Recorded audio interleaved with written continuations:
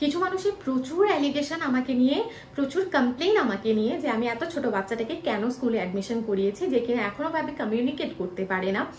যদি স্কুলে ওর প্রবলেম হয় তাহলে তো আমাদের এসে বলতেও পারবে না। আমরা তো ফরেন কান্ট্রিতে থাকি না, তা সত্ত্বেও কেন প্লে স্কুলে ওকে আমরা দিলাম।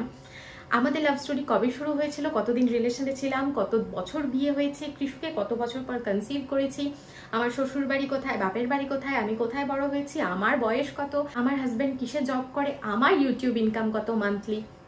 তার সাথে সাথে কিছু টকঝাল প্রশ্নও আমি রিসিভ করেছি, যেরকম ধরো আমার আর আমার শাশুড়ি মায়ের ঝগড়া হলে আমার হাজব্যান্ড কার সাপোর্টে কথা বলে, আমার সাথে আমার ইনলসদের ইকুয়েশন কীরকম, যখন প্রথম বিয়ের পর আমি শ্বশুর বাড়িতে আসি কী করে সবটা আমি অ্যাডজাস্ট করেছি, তারা কতটা ওয়েলকামিং, মানে আমার ইনলসদের সাথে আমার সম্পর্ক কীরকম, এই সমস্ত প্রশ্নের উত্তর নিয়ে আজকে চলে এসেছি আমি। সো একটু এদিক ওদিক না গিয়ে পপকর্ন নিয়ে বসে পড়ো, আশা করছি এই চিটচ্যাট ভিডিওটা দেখতে তোমাদের বেশ ভালোই লাগবে। হাই এভরিওয়ান, কেমন আছো তোমরা সবাই? আমরা বিন্দাস আছি, চলে এসেছি আবার আরেকটা ঝলমলে ভিডিও নিয়ে। তো প্রথমেই কিছু বেসিক প্রশ্নের উত্তর দিয়ে শুরু করছি। যেরকম ধরো রোজই তো আমাদের চ্যানেলে কিছু না কিছু নতুন সাবস্ক্রাইবার অ্যাড হয়, তো তারা আমার সম্পর্কে এতটা কিছু জানে না। তারা প্রথমেই জানতে চায় আমার নাম কি, আমার বয়স কত, আমি কোথা থেকে বিলং করি, কোথায় পড়াশোনা করেছি, শ্বশুর বাড়ি বাপের বাড়ি কোথায়, আমার হাজব্যান্ড কিসে জব করে। প্রথমেই বলে রাখি, হাই এভরিওয়ান, আমি মৌসুমী রায়, আমি আহমেদাবাদে থাকি সিন্স 2017 ডিসেম্বর, প্রায় 6 বছর হয়ে গেছে আমি আহমেদাবাদে থাকি। আমার শ্বশুর বাড়ি কোথায়, আমার বাপের বাড়ি কোথায়? আমার শ্বশুর বাড়ি বেসিক্যালি চাকদাতে, মানে আমার শ্বশুর মশাইয়ের যে বাবা, মানে আমার যে দাদু শ্বশুর, তারা বেসিক্যালি চাকদাতেই বিলং করে।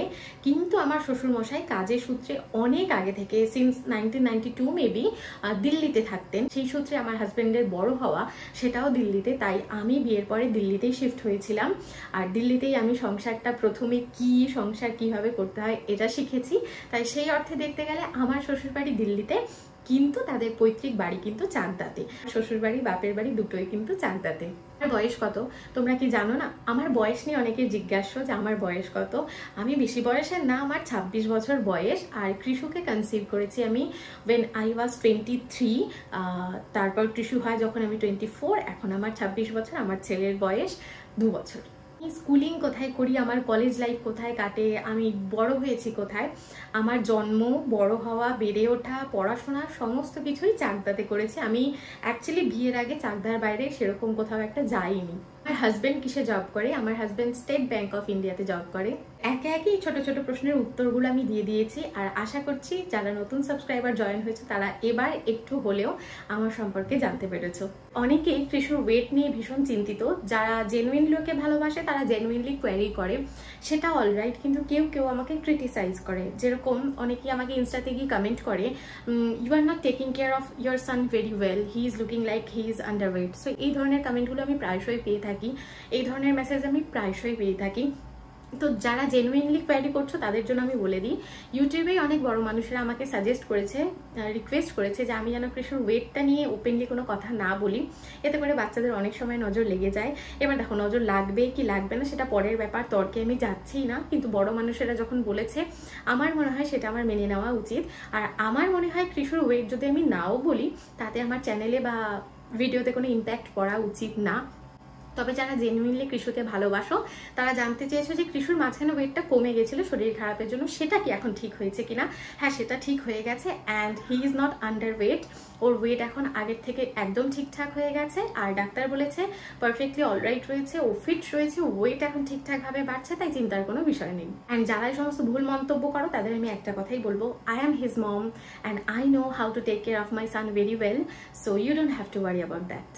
আমাদের মায়েদের বাচ্চাদের এই ওয়েট নিয়ে চিন্তার শেষ নেই। বাচ্চা কিছু খাচ্ছে না এটা নিয়ে আমরা মায়েরা যে কতটা স্ট্রেসড আউট হয়ে যাই সেটা শুধুমাত্র এই নতুন মায়েরা ফিল করতে পারি। যখন ধীরে ধীরে এক্সপিরিয়েন্স হতে থাকে, সময় বাড়তে থাকে, আমরা ইউজ টু হয়ে যাই অ্যান্ড বুঝতে পারি কোন সিচুয়েশনে কোন জিনিসটা করা উচিত। কিন্তু যারা নতুন মা তারা অনেক সময় কনফিউজ হয়ে যায়। তো সেরকমই একজন মা আমাকে কমেন্ট করেছে, দিদি কিছুদিন হলো আমার বাচ্চা কিছুই খাচ্ছে না, কোনো খাবার খাচ্ছে না, ওর ওয়েট কমে গেছে, বাড়ছে না, কি করা উচিত? কৃষুরও মাঝখানে এরকম ওয়েট কমে গেছিলো, তুমি ওই সিচুয়েশনে কি করেছিলে? দেখো, বাচ্চা যখন 6 মাসের হয়ে যায় বা 1 বছরের হয়ে যায়, তারপর কিন্তু ওদের ওয়েটটা আগের তুলনায় অনেক কম হারে বাড়তে থাকে। আগের মতন র্যাপিডলি ওদের ওয়েটটা গেইন হয় না। তো আমরা যারা নতুন বা আমরা ঘাবড়ে যাই যে আগের মাসগুলোতে তো এত তাড়াতাড়ি বাচ্চাটার ওয়েট বেড়ে গেছে, এখন কেন বাড়ছে না। তো এটা একদম নর্মাল। আর যারা ধরো টডলার বা ধরো যাদের 1.5 বছর হয়ে গেছে, তারা কিন্তু খাওয়া নিয়ে অনেক বাচ্চাই ট্যান্ট্রাম দেখায়, তারা রোজ নর্মালভাবে খেতে চায় না। আবার যদি কোনো বাচ্চার শরীরে কোনো রকম কোনো প্রবলেম হয়, তারা খাওয়া দাওয়ার পরিমাণটা কমিয়ে দেয়। আর খাওয়া দাওয়ার পরিমাণটা কমিয়ে দিলে কিন্তু বাচ্চার ওয়েটটা কম বাড়তে থাকে, বা অনেক সময় অসুস্থতার কারণে বাচ্চার ওয়েট আগের থেকে কমে যায়, বা অনেক সময় স্টাক হয়ে যায় একটা জায়গায়। তো এগুলো ভীষণ নর্মাল, টেনশন করার কিছু নেই। ডাক্তার আমাকে এটাই বলেছে। প্রায় বেশিরভাগ টডলারের সাথেই বা বেশিরভাগ যাদের বয়স 1.5 বছর হয়ে গেছে, এই প্রবলেমটা তাদের দেখা দেয়। কারণ তারা এত বেশি এক্সপ্লোর করতে ব্যস্ত থাকে, তাই তাদের খাওয়া দাওয়ার উপর অতটা চিন্তা থাকে না, মনোযোগ থাকে না। তবে সব বাচ্চা এক না, কোনো বাচ্চা খুব মনোযোগী হয়ে খায়, ভালোবেসে খায়, আর কোনো বাচ্চা খাওয়া দাওয়াতে ট্যান্ট্রাম থ্রো করে। তো এই জিনিসগুলো ভীষণ নর্মাল। আমাদের উচিত বাচ্চা যেরকম খাচ্ছে, যেভাবে খাচ্ছে ওকে সেই জিনিসগুলো খেতে দেওয়ার, ঘরে তৈরি খাওয়ার, লাইক ডাল সেদ্ধ, ডিম সেদ্ধ, আলু সেদ্ধ, ঘি, বাটার, চিজ দেওয়া যেতে পারে। এই ধরনের খাবারগুলো, মিষ্টি আলু, কুমড়ো, শাকসবজি, যেগুলো ধরো ওয়েট গেইন করতে সাহায্য করে, ড্রাই ফ্রুট পাউডার, এই জিনিসগুলো আমরা বাচ্চাদের ডায়েটে ইনক্লুড করতে পারি। প্রপারলি যদি বাচ্চা আবার ধীরে ধীরে অল্প অল্প করে খাওয়া শুরু করে, দেখবে সবটাই ঠিকঠাক হয়ে যাবে। তাই চেষ্টা করো বাচ্চা যেভাবে খাচ্ছে, যতটুকু খাচ্ছে ততটুকুই খাবার দিতে। যদি একবারে না খায় তাহলে 2 বারে খাওয়াও, এইভাবেই খাওয়াতে হবে। আর আমিও এইভাবেই কৃষুর ওয়েটটা আগের থেকে ঠিকঠাক করতে পেরেছি। আর যদি বাচ্চা একদমই কিছু না খায়, একদম কিছু না খেতে চায়, তাহলে অবশ্যই ডাক্তারের সাথে কনসাল্ট করো, কারণ হতেই পারে ইন্টারনাল কোনো প্রবলেম হচ্ছে যার জন্য খেতে চাইছে না। এবার আসি একটা টক মিষ্টি প্রশ্নে, সেটা হলো যে বৌমা আর শাশুড়ি ঝগড়া করলে রিকি দা কার সাপোর্টে কথা বলে। শাশুড়ি বৌমার নাম যেখানেই ওঠে, ঝগড়ার কথা সেখানে চলেই আসে। বাট ফর্চুনেটলি আমার আর আমার এই বাড়ির মায়ের মধ্যে, মানে আমার শাশুড়ি মায়ের মধ্যে ঝগড়া হয় না। কারণ এক তো দেখো, আমরা এত দূরে থাকি, ঝগড়া করবো কি নিয়ে, তাই না? একসাথে থাকলে অনেক সময় দুটো মানুষ একসাথে থাকলে মতের পার্থক্যের কারণে একটু ঠোকাঠকি লেগে যেতেই পারে, সেটা পার্ট অফ আওয়ার লাইফ, সেটাকে ঝগড়া বলা চলে না। আর যেহেতু আমরা এতটা দূরে থাকি, তাই ঝগড়ার প্রশ্নই ওঠে না। আর আমার সাথে আমার এই বাড়ির মায়ের ইকুয়েশন অনেকটাই ভালো, তাই ঝগড়া হয় না। আর ইনকেস যদি ঝগড়া হয়েও থাকে, যদি ধরো কোনো কোথাও মতের পার্থক্য হচ্ছে, সেখানে রিকি মানে আমার হাজব্যান্ড, ও সবসময় তার সাইডেই থাকে যে ঠিক, মানে ওর অ্যাকর্ডিংলি যে ঠিক, ও সবসময় তার সাইডেই থাকে। এটা কিন্তু একদম না যে মানে বিয়ের পর ছেলেরা শুধু বউয়ের সাপোর্টে কথা বলে, মায়ের সাপোর্টে কথা বলে না, এটা আমাদের বাড়িতে হয় না। রিকি সবসময় ওর অ্যাকর্ডিংলি যে ঠিক তার সাপোর্টেই কথা বলে। যদি আমার ভুল হয়, ওর মনে হয় যে আমার ভুল হয়েছে, তাহলে আমাকে বলে। আর যদি মনে হয় যে না মা তোমার এই জায়গাটা ঠিক করা উচিত, তাহলেও মাকে বলে। আমার ভিডিও একজন এত সুন্দরভাবে দেখে যে তার মনে আছে, কারণ কোনো একটা ভিডিওতে আমি বলেছিলাম লকডাউনের সময় আমরা একটু ফিনান্সিয়াল ক্রাইসিসের মধ্যে দিয়ে যাচ্ছিলাম। সে সেই ভিডিওটা দেখেছে, সেই জিনিসটা মনে রেখেছে অ্যান্ড কমেন্ট করেছে যে লকডাউনের সময় আমরা ফিনান্সিয়াল ক্রাইসিসের মধ্যে দিয়ে যাচ্ছিলাম, কি ছিল মানে কিসের কারণে এই প্রবলেমটা হয়েছিল আর কি করে সেই প্রবলেমটা থেকে বেরিয়ে আসি। অ্যান্ড এটাও বলেছে যদি আমি কমফোর্টেবল ফিল করি তবেই যেন এই প্রশ্নের উত্তরটা দিই। দেখো, এই প্রশ্নের উত্তর দিতে আমার কোনো রকমের প্রবলেম নেই। আমার মনে হয় এটা বলা যেতেই পারে আর বলা উচিতও, কারণ অনেক মানুষের একটা ধারণা থাকে যে যারা ধরো সরকারি চাকরি করে তাদের লাইফে কোনো প্রবলেমই নেই। এটাই হলো সব থেকে বড় প্রবলেম ছাড়া মানুষের লাইফ হতেই পারে না। ঠিক আছে, সরকারি চাকরি করুক বা বেসরকারি চাকরি করুক বা বিজনেস করুক, মানুষের লাইফে প্রবলেম তাদের হিসেবে আসতেই থাকবে। আর আমার যতটা ইনকাম, ভগবান কিন্তু সেই হিসেবেই আমার খরচাটাকে বানিয়ে রেখেছে। মানুষের যতটা ইনকাম থাকে সেই হিসেবে তার খরচাও থাকে। তো আমার হাজব্যান্ডের ধরো যতটা ইনকাম, সেই হিসেবে তো আমরা চলছিলামই। লকডাউনের সময় কি হলো, আমার হাজব্যান্ডের হাত ভেঙে গেছিলো। তো হাত ভেঙে যাওয়াতে ওটা একটা এক্সট্রা খরচের মধ্যে পড়ে। লং টাইম ওকে একটা ট্রিটমেন্টের মধ্যে দিয়ে যেতে হয়েছিল। ওর হাতে একটা পাত বসানো আছে, তো ওটা একটা অপারেশন করতে হয়েছিল। ওই সময় একটা এক্সট্রা খরচা হয়েছিল। তার সাথে সাথে ওই সময় আমাদের দিল্লিতে একটা প্রপার্টি নেওয়া রয়েছে, মানে আমাদের দিল্লিতে নিজস্ব বাড়ি রয়েছে। তো ওই টাকাটাও প্রসেসিং চলছিল, মানে ওই লোনটাও পুরোপুরি শোধ হয়েছিল না, ওই লোনের টাকাটাও মেটাতে হচ্ছিল। তো ওই হিসেবেই আমাদের ওই সময় একটু টান অবস্থা ছিল। সো মানুষের লাইফে এরকম সময় এসেই থাকে। লকডাউন শেষ হয়ে গেছে, আমার হাজব্যান্ডের ট্রিটমেন্টের খরচাগুলোও এখন আর নেই, ওর হাত পুরোপুরি ভগবানের আশীর্বাদে ঠিক হয়ে গেছে, লোনটাও মিটে গেছে। তাই ধীরে ধীরে ফিনান্সিয়াল যে প্রবলেমটা ছিল ওই সময়, ওইটা কেটে গেছে।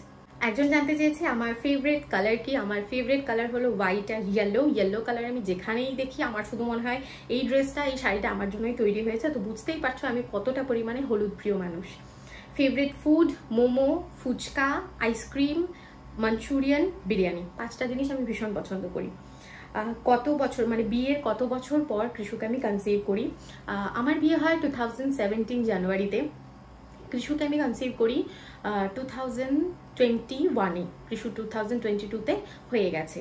সো বিয়ের মোটামুটি 5 বছর পর আমি কৃষুকে কনসিভ করি।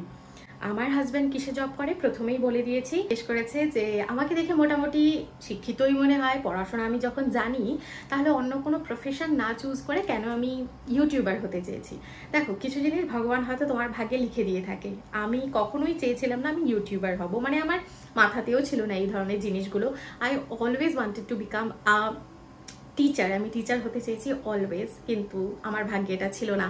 আমার খুব তাড়াতাড়ি বিয়ে হয়, আর বিয়ে হওয়ার পরেও আমার পড়াশোনা চালিয়ে যাওয়ার জন্য আমার ইনলজরাও বলে, আমার হাজব্যান্ডও আমাকে সাপোর্ট করে। কিন্তু বলে না কিছু জিনিস প্রিডেস্টাইন থাকে, কিছু জিনিস ভগবান তোমার ভাগ্যে লিখে দিয়ে থাকে, সেটার এগেইনস্টে তুমি যেতে পারবে না। সো আমার সাথেও এরকম অনেক কিছু হয়েছে যার জন্য সবাই চাওয়া সত্ত্বেও আমি আমার পড়াশোনাটা কন্টিনিউ করতে পারিনি। অ্যান্ড পড়াশোনা কন্টিনিউ করতে না পারলে কোথা থেকে টিচার হব, তাই নয় কি?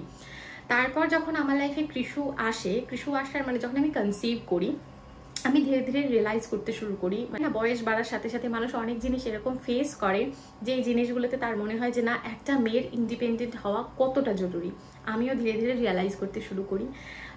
দেন যখন আমি কনসিভ করি আমি দেখলাম যে আশেপাশে প্রচুর মানুষ থ্রু সোশ্যাল মিডিয়া ইনকাম করছে, ভালো কাজ করছে। তো আমারও মনে হয় যে যদি আমি বাড়িতে বসে এই কাজটা করতে পারি তাহলে এটা বেশ ভালোই।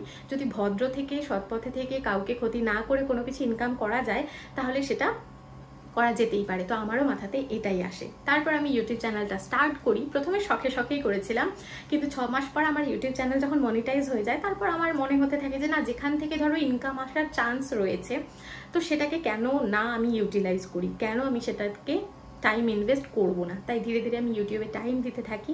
অ্যান্ড ধীরে ধীরে আমাদের চ্যানেলের এখন 2 বছর বয়স হয়েছে, অ্যান্ড আমি তোমাদের সামনে দাঁড়িয়ে।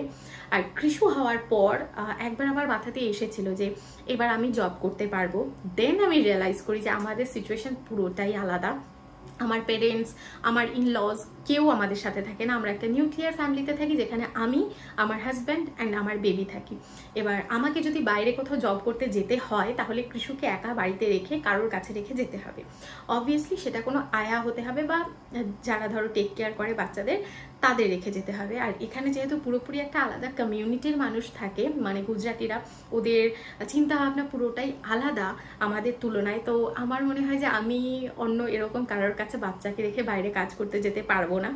তাই আমি ইউটিউবটাকে পারসিউ করছি। তো এই হচ্ছে রিজন যে অন্য কোনো প্রফেশন ছাড়া আমি কেন ইউটিউবার হয়েছি। এটাই হচ্ছে রিজন। আমি ইউটিউবার কখনোই হতে চাইনি, কিন্তু ভাগ্য আমাকে এইদিকে নিয়ে এসেছে। আমি এখনো নিজেকে ইউটিউবার ওই অর্থে মনে করি না, কারণ আমি এখন নিজে স্ট্রাগল করছি, নিজেকে এক জায়গায় প্রতিষ্ঠা করার চেষ্টা করছি। এবার আসি আমার ইনলজদের সাথে আমার ইকুয়েশন কীরকম। বিয়ের পরপর যখন আমি দিল্লিতে সেটেল হই, আমার শাশুড়ি মার সাথে আমার কোনো রকম কোনো প্রবলেম হতো কিনা, কোনো রকম মতের পার্থক্য থাকতো কিনা, বা আমার শাশুড়ি মা আমাকে মেয়ের মতন ভালোবাসে কিনা, আমি আমার শাশুড়ি মাকে নিজের মায়ের মতন ভালোবাসি কিনা। না, এখানেই শেষ না। ভিডিওটার নেক্সট পার্ট দেখতে গেলে কিন্তু অবশ্যই আমাদের সাথে থাকতে হবে, কারণ নেক্সট পার্টটাও কিছুক্ষণের মধ্যেই আমি আপলোড করে দেব।